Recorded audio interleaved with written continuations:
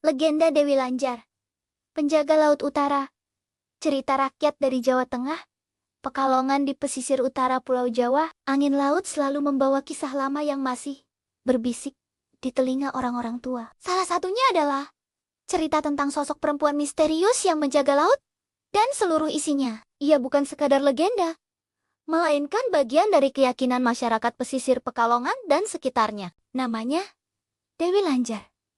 Wanita cantik berwajah lembut, namun memiliki kekuatan luar biasa. Orang-orang tua di kampung nelayan sering berkata, kalau laut sedang tenang, berarti Dewi Lanjar sedang tersenyum. Tapi bila ombak menggulung tinggi, mereka percaya sang Dewi sedang murka. Kisahnya turun-temurun diceritakan oleh para nelayan sambil memperbaiki jala di tepi pantai. Sebagai pengingat bahwa laut bukan sekadar tempat mencari ikan, tapi juga tempat bersemayamnya kekuatan gaib yang harus dihormati. Pada zaman dahulu kala, di sebuah desa kecil di tepi Laut Jawa, hiduplah seorang nelayan tua bernama Ki Buyut. Ia hidup sederhana bersama istrinya yang setia. Setiap pagi sebelum matahari muncul, Ki Buyut turun ke laut, membawa perahu kecilnya.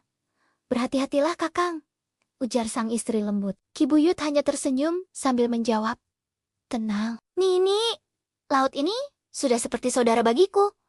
Hari itu, langit tampak mendung. Tapi, Ki Buyut tetap nekat berlayar. Ombak bergulung besar, angin berdesir tajam. Setelah berjam-jam melawan arus, ia berhasil menangkap seekor ikan aneh dengan sisik berkilau keemasan. Luar biasa. "Seumur hidupku belum pernah melihat ikan seperti ini," gumamnya kagum. Ia pun memasukkan ikan itu ke dalam wadah dan bergegas pulang. Di rumah, istrinya terkejut melihat ikan tersebut. "Ikan apa ini, Kakang?" "Cantik sekali. Matanya seperti batu permata." Ki Buyut menggeleng. "Entahlah, Nini.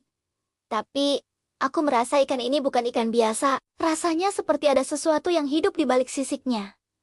Mereka pun sepakat untuk tidak menjualnya. Ikan itu disimpan dalam kendi berisi air laut. Malamnya, Ki Buyut bermimpi. Dalam mimpinya, seorang perempuan cantik mengenakan kain hijau berkilau muncul di hadapannya. Suaranya lembut, namun tegas.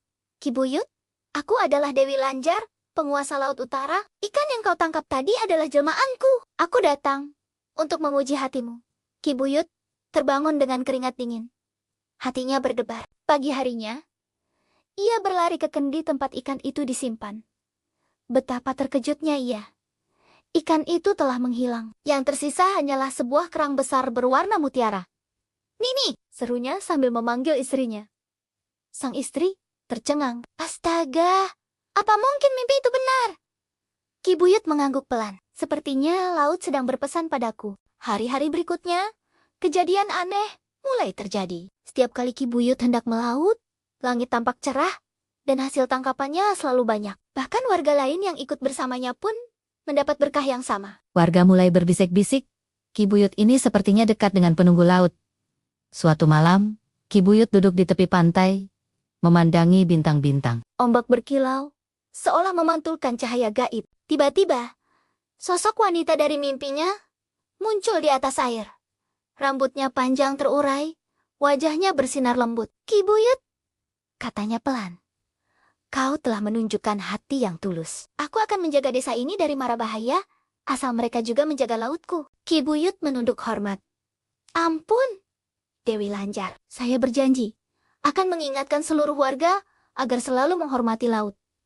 Sang Dewi tersenyum, lalu perlahan menghilang di telan ombak. Sejak malam itu, nama Dewi Lanjar mulai dikenal luas di seluruh pesisir Pekalongan. Tahun demi tahun berlalu. Desa yang dulu kecil kini menjadi ramai karena hasil lautnya yang melimpah. Namun, tidak semua orang menjaga keseimbangan itu. Suatu hari, datanglah sekelompok nelayan dari luar daerah. Mereka serakah menangkap ikan dengan cara merusak terumbu karang. "Kita ambil sebanyak mungkin.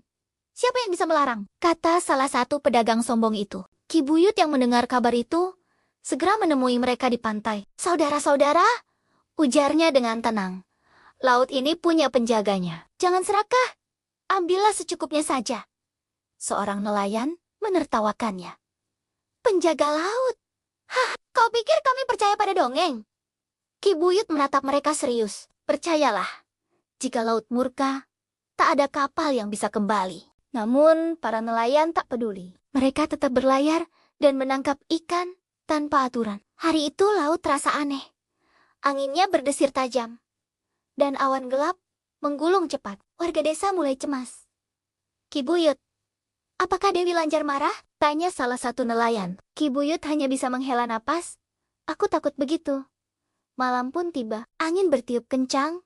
Ombak memecah pantai. Petir menyambar bertubi-tubi. Dari kejauhan, terlihat sosok besar bergaun hijau melayang di atas laut. Suaranya bergema. Kalian telah merusak lautku.